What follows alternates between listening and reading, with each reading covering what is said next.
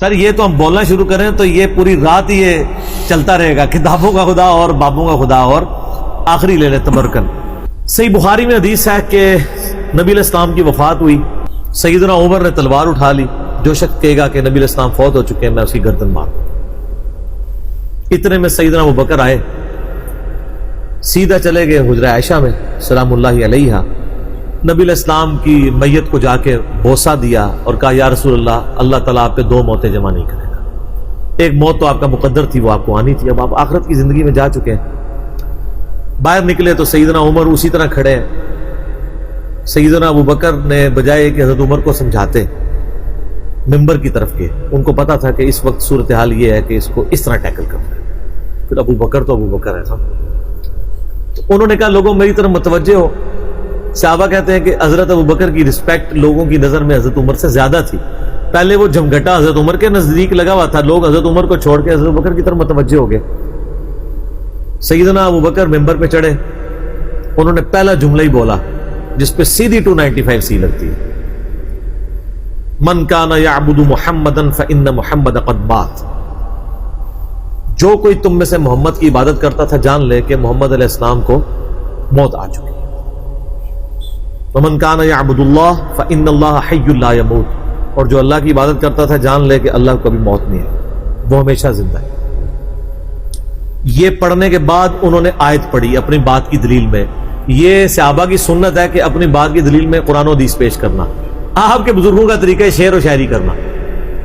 پھر انہوں نے آیت پڑھی وما محمد الا رسول قد خلت من قبلہ الرسل افإن مات او قتل انقلبتم علی اعقابکم، محمد تو نہیں مگر ایک رسول، ان سے پہلے بھی کئی رسول گزرے ہیں، اگر یہ ان کو موت آ جائے یا یہ قتل ہو جائیں یا انڈیا پاکستان میں شہید ہو جائیں، کیونکہ وہ ترجمہ وہ قتل کا نہیں قتل کرنے دیتے، تو کیا تم دین سے الٹے قدم پھر جاؤ گے؟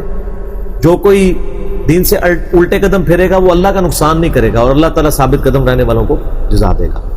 پھر اگلی آیت پڑھی سورہ الزمر سے، یہ تو سورہ آل عمران 144 تھی، سورہ الزمر آیت نمبر 30 پڑھی انک میت وانہم میتون، اے نبی تمہیں بھی مرنا ہے اور تمہارے مخالفین کو، پھر قیامت دن اللہ تعالیٰ تمہارے درمیان فیصلہ فرمائے گا، وہاں تم اللہ کے حضور جھگڑو گے۔ یہ دو آیات پڑھی اور آپ علیہ السلام کی وفات کی اناؤنسمنٹ کر دی۔ میرا ایک معصومانہ سوال ہے کہ کسی شخص کے مرنے کے اوپر اس کی کمزوریاں ہائی لائٹ کی جاتی ہیں یا اس کی خوبیاں؟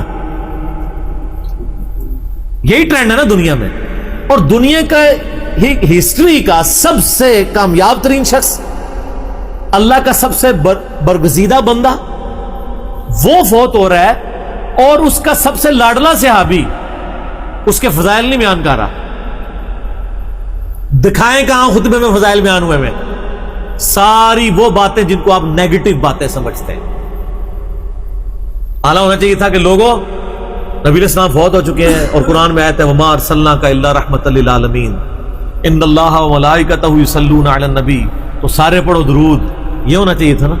یہ کہتے ہیں ڈھونڈ ڈھونڈ کے نبی دیاں خامیاں لب دینے، اور ظالموں کیا قرآن میں کوئی نبی کی خامی ہے؟ یہ جملہ بولنے والا خود گستاخ رسول ہے، قرآن میں نبی کی خامی کہاں آ سکتی ہے؟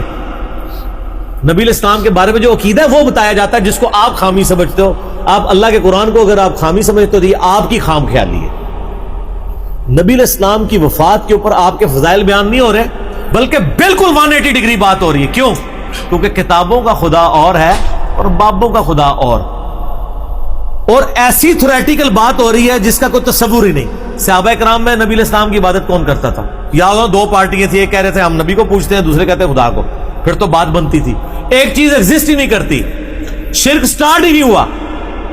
آج تو تھوک کے حساب سے تو لوگ کہتے ہیں شرک ختم ہو گیا، جب شروع بھی نہیں ہوا تھا اس وقت بھی کسی نے ان کو مات دی کہ حضرت کون شرک کرتا ہے؟ محمد کی عبادت کون کر رہا ہے؟ یہ کیوں آپ باتیں بول رہے ہیں، فرضی جملے بول رہے ہیں؟ آپ پہ 295 سی لگواؤں گا میں۔ کسی نے نہیں کہا فرضی جملہ نا کہ جو محمد کی بات کرتا تھا جان لے محمد مر چکے ہیں، یا انڈیا پاکستان میں ترجمہ محمد علیہ السلام وصال شریف فرما گئے، کیونکہ وہاں تو ہے نا فإن محمد قد مات، تو کھڑے ہو کر یار تمہیں انڈی بھی سمجھ نہیں، کون کرتا ہے بھائی عبادت؟ کولو کہانیاں کرا رہے ہیں۔ لیکن انسانیت نے ایک بہت بڑا رزق لیا ہوا ہے۔ نبی علیہ السلام سے پہلے بھی ایک بہت برگزیدہ ہستی گزری ہے، آج دنیا میں سب سے بڑا شرک اس کے نام پہ ہے. کون؟ عیسیٰ ابن مریم. آپ علیہ السلام نے دوسرا عیسیٰ ابن مریم بن جانا تھا اگر آپ نے اتنی سخت تعلیمات نہ صحابہ کو دی ہوتی. ظاہر ہے جن صحابہ کے سامنے تھا کہ جامعہ ترمذی میں حدیث ہے, انس ابن مالک کہتے ہیں ایک شخص ہم میں آتا تھا اور ہم اس کے استقبال کے لیے کھڑے نہیں ہوتے تھے, حالانکہ ہم اسے سب سے بڑھ کے محبوب سمجھتے تھے اپنے لیے, اور وہ محمد رسول اللہ تھے, کیونکہ ہم سمجھتے تھے کہ آپ صلی اللہ علیہ وآلہ وسلم اس چیز کو برا مناتے ہیں. ان کے سامنے وہ حدیث تھی جامعہ ترمذی کی, جس شخص کی خواہش ہو کہ لوگ اس کے استقبال میں کھڑے ہو جائیں یا اس کے سامنے کھڑے رہیں اس کے احترام میں, وہ اپنا مقام دوزخ میں دیکھ لیں. تو جس نبی نے یہ تعلیمات دی ہوں وہاں پھر یہ اب مولویوں کے آنے کے اوپر نعرے مارنا, آپ دیکھ لیں. میں آپ کو سمپل بات بتاتا ہوں, کسی شخص کا ایمان چیک کرنا ہے نا, یہ جب مسجدوں میں مولوی پیر آ رہے ہوتے ہیں نا, آپ سب سے آگے بیٹھے اور ان کے استقبال میں کھڑے نہ ہو تو پتہ چل جائے گا. اس کے ماتھے میں بال آ جائے گا, اس کے مریدین کیا آ جائے گا. تو نبی علیہ السلام تو کھڑے نہیں ہونے دیتے تھے, اور اگر وہ کہہ رہے کھڑا کیوں نہیں ہوا تو اس کا کیا مطلب ہے اس کی خواہش ہے, تو بس گیا دوزخ میں. سیدھی سی بات ہے. میں نے تو نہیں آج تک کسی کو دیکھا کہ وہ آگے اناؤنسمنٹ یہ کرے کہ جی آپ اناؤنسمنٹ کریں میرے استقبال کے لیے کھڑا نہیں ہوگا. یہ تو ضرور کہتے ہیں آپ کھڑے ہو کے دونوں ہاتھ اٹھا کے استقبال کریں, یہ ضرور ہوتا ہے. تو یہ کتابوں کا خدا اور ہے, بابوں کا اور.